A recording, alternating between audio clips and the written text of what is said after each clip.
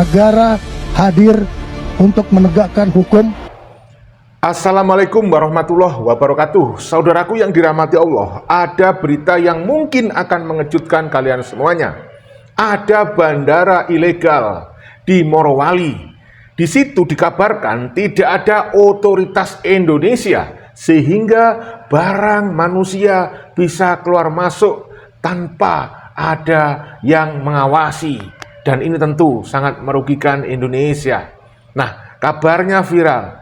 Itu konon adalah peninggalan dari Bapak Jokowi karena bandara itu diresmikan oleh Bapak Joko Widodo. Saudaraku, selain hal itu, pada kesempatan kali ini juga ingin kita informasikan lagi terkait dengan Bapak Jokowi dan Mas Gibran yang makin menimbulkan penasaran dari warga negara Indonesia. Langsung saja kita simak beritanya berikut ini.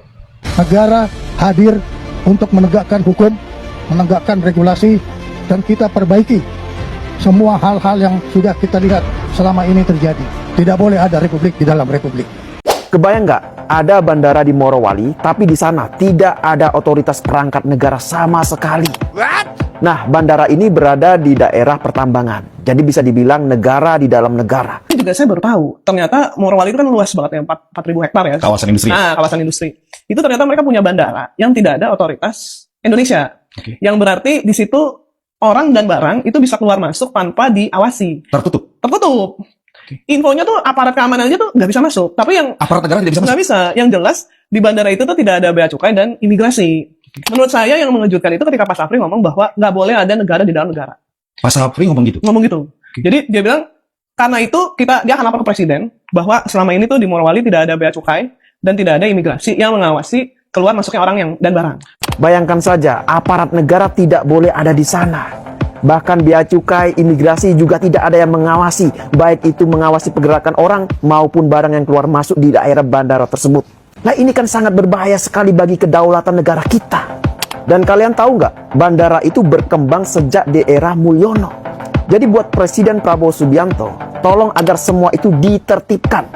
Saya sangat yakin rakyat Indonesia akan mendukung sepenuhnya apabila negara berani tegas untuk menertibkan semua itu tanpa pandang bulu. Ini kayaknya berawal dari perintah Pak Presiden. Jadi sebenarnya kalau menurut saya, kalau kita merujuk lagi 2014, itu Pak Prabowo kan waktu kampanye udah ngomong bocor. Ya kan? Nah, salah satu yang dinilai itu banyak kebocoran itu kan tambang ilegal. Oleh karena itu Presiden beberapa waktu lalu memerintahkan TNI untuk pelatihan di daerah-daerah yang dekat tambang ilegal, yaitu Bangka Belitung dan Morowali. Nah, untuk lebih spesifiknya lagi Morowali, ini juga saya baru tahu, ternyata Morowali itu kan luas banget ya, 4.000 hektar ya. Kawasan industri. Nah, kawasan industri.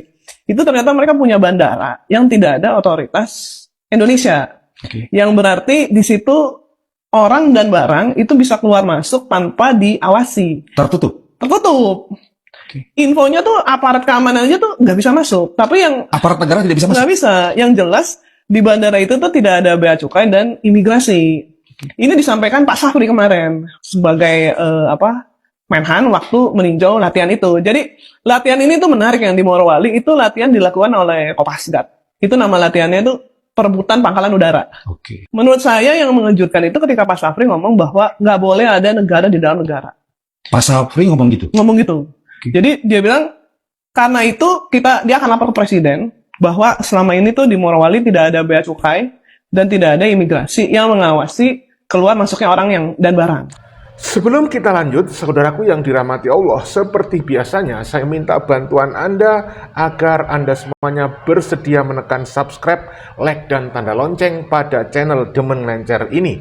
Terima kasih atas bantuan Anda. Semoga Allah Subhanahu wa Ta'ala yang membalas kebaikan Anda. Semoga semuanya dimudahkan semua urusannya yang baik, ditambah dan diluaskan rezekinya, diberikan keselamatan lahir dan batin, dunia dan di akhirat. Amin, amin, ya robbal alamin. Kita lanjutkan informasinya berikut ini. Mbak Etna, saya potong sebentar. Artinya tidak boleh ada negara dalam negara, itu merujuk apa yang terjadi di kawasan industri Morowali? Iya, di IMIP itu, di bandara itu. Karena di IMIP-nya itu kan gede ya, sekian ribu hektar itu tadi, 4.000 hektar ya, 4.000 hektar. Nah, itu kan ada perusahaan patungan Indonesia juga. Jadi beberapa daerah tentunya ada orang Indonesia juga yang bekerja di situ, banyak memang. Tapi yang mengejutkan itu karena selama ini itu kan kita nggak pernah tahu ya. Saya juga bahkan baru tahu di IMIP itu ada bandara sendiri, dan yang lebih parah lagi kita baru tahu bahwa nggak ada otoritas Indonesia. Kawasan industri Morowali terdapat bandara PT IMIP yang mempunyai akses sangat terbatas. Akibat aksesnya yang sangat terbatas, membuat mobilitas terhambat dan arus logistik pun tersendat. Pesawat komersial sangat sulit untuk masuk. Bandara PT IMIP seakan terkunci dari aktivitas umum, padahal kebutuhan perjalanan masyarakat sangat meningkat. Namun kini perubahan sudah tampak. Berkat koordinasi dari Bea Cukai, Imigrasi, TNI, dan Satgas PKH, kini Bandara IMIP Morowali bisa digunakan oleh masyarakat umum. Dengan berfungsinya Bandara PT IMIP untuk publik, membuat mobilitas masyarakat Morowali semakin mudah. Rantai logistik semakin lancar dan konektivitas wilayah kembali hidup. Di situ. Mbak Etna mendengar nggak? Pak Safri marah nggak ketika mengetahui ada bandara tertutup di kawasan industri Morowali? Pernyataannya tegas banget ya. Dan untuk jabatan menteri itu pernyataan yang telak gitu ya. Yang keras.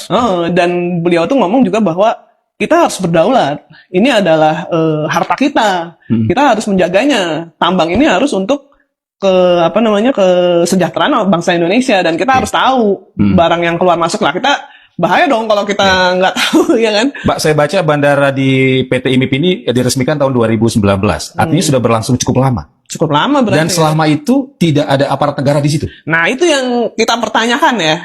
Iya nggak sih? Karena kan ada Pemda, ya kan? Ada Kementerian SDM. Kemudian Bea Cukai dan Imigrasi kenapa diam aja? Polisi juga kenapa diam aja? Kalau TNI ya mereka memang untuk intelijen pasti mereka tahu, tapi nggak untuk diekspos ya. Cuman kenapa tetap aja kita juga bisa mempermasalahkan TNI? Ini kan urusan kedaulatan berarti, iya kan? Nah, selama ini dari 2019 sampai sekarang, kenapa tidak ada yang melakukan apa-apa? Ada bandara di kawasan 4.000 hektar industri yang diduga beroperasi tanpa otoritas negara. Jika benar, ini berarti keluar masuk barang dan orang tanpa pengawasan. Bahkan aparat keamanan disebut tidak punya akses penuh. Saat meninjau latihan TNI, Menhan Syafri Syamsuddin mengonfirmasi bahwa tidak ada petugas imigrasi maupun bea cukai di sana. Karena itulah pemerintah turun tangan. Negara harus hadir ketika ada celah pengawasan yang membahayakan kedaulatan ekonomi dan keamanan publik. Salah satu yang dinilai itu banyak kebocoran itu kan tambang ilegal. Oleh karena itu Presiden beberapa waktu lalu memerintahkan TNI untuk latihan di daerah-daerah yang dekat tambang ilegal, yaitu Bangka Belitung dan Morowali. Nih guys, aku akan tunjukkan ini adalah Bandara Morowali. Bandaranya kecil, jalan menuju bandara pun begini jelek, berlubang-lubang, dan kita harus goyang-goyang nih kalau naik mobil. Di sekitarnya tuh hutan-hutan sawit, pohon-pohon kelapa, dan semua kebun-kebun. Nah, namanya di sini kota kecil, jadi bukan kota juga sih ya, ini semacam daerah transisi gitu ya. Nah, ini bandaranya ini kecil banget, hampir paling setara bangunan minimarket gitu, cuman lebih tinggi doang gitu ya. Ini tempat parkirnya pun, nah goyang-goyang tuh, asik. Nah, kalau kita di situ pasti dugem dulu di jalan, guys. Nah, Bandara Morowali, guys. Siapa presiden terbaik dalam pemberantasan korupsi? Belakangan ini ramai banget yang bahas atau grafik perbandingan pemberantasan korupsi di era SBY, Jokowi, sampai dengan Prabowo yang baru 1 tahun. Angkanya beda-beda, fokusnya beda-beda, dan cara kerjanya juga beda. Tapi pertanyaannya, siapa sebenarnya yang paling berhasil? Dan apakah jumlah kasus terbanyak itu bisa dikatakan paling berhasil? Mari kita bahas. Saya disclaimer dulu ya, ini bahasannya fokus di tahun pertama ketika presiden-presiden ini menjabat. Pertama di era SBY, fondasinya yang dibangun. Di era SBY itu fokus utamanya adalah membangun institusi. Kasus ditangani mencapai 1.173. Kerugian negara terungkap sekitar 0,2 triliun. Uang yang diselamatkan 0,2 triliun juga. Fokusnya pembentukan dan penguatan KPK. SBY mungkin tidak mencatat angka fantastis, tapi dia membangun sistem dan independensi KPK. Inilah fondasi yang dipakai sampai hari ini. Kedua, di era Jokowi, pencegahan diperluas, OTT menurun. Kasus ditangani mencapai 778 kasus. Kerugian negara terbongkar sekitar 6,5 triliun. Dan uang yang diselamatkan mencapai 0,3 triliun rupiah. Fokusnya pencegahan dan juga OTT yang terbatas. Di era Jokowi, lebih menekankan pencegahan melalui sistem digital e-budgeting, e-katalog, SPBE, dan lain sebagainya. Kalau kalian nggak tahu, boleh dicek. Tapi OTT menurun karena revisi UU KPK 2019 membuat kewenangan KPK berubah. Data membaik, tapi banyak kritik terkait melemahnya independensi KPK itu sendiri. Ketiga, di era Prabowo, masifnya penindakan. Kasus yang ditangani mencapai 1.449 kasus atau terbanyak. Kerugian negara terungkap mencapai 320 triliun rupiah dengan uang negara yang diselamatkan mencapai 13,2 triliun. Fokusnya pada penindakan besar-besaran terhadap kasus korupsi yang lama-lama. Era ini terlihat agresif karena kasus jumbo dibuka, kerugian terbesar diungkap, terus aset hasil kejahatan dikembalikan paling banyak. Kalau melihat angka, memang Pak Prabowo ini unggul dalam penindakan dan pemulihan keuangan negara. Jadi, kalau pertanyaannya siapa yang terbaik? Jawabannya tergantung indikatornya. Pertama, terbaik dalam membangun sistem dan fondasi. Menurut saya ya SBY. Tanpa era ini, KPK mungkin nggak punya legitimasi seperti sekarang. Terus kedua, terbaik dalam pencegahan dan digitalisasi birokrasi. Ya, menurut saya Jokowi. Walaupun kontroversial, sistem digital mempersempit ruang korupsi. Terus ketiga, terbaik dalam penindakan dan pengembalian kerugian negara. Tentu saja Prabowo Subianto. Karena dari data, scale of enforcement-nya paling besar di era Prabowo. Sebenarnya nggak ada satu angka yang bisa menentukan semuanya, tapi kalau bicara hasil konkret saat ini, baik jumlah kasus ataupun nilai kerugian negara sampai aset yang diselamatkan, data menempatkan era Prabowo Subianto sebagai paling agresif dalam pemberantasan korupsi. Tapi gimana menurut kalian? Kira-kira kalian setuju nggak dengan pendapat saya? Atau menurut kalian presiden mana yang paling efektif memberantas korupsi? Jangan lupa komen di bawah. Ya, saudaraku, demikian informasi terkait dengan adanya bandara udara yang konon diduga ilegal.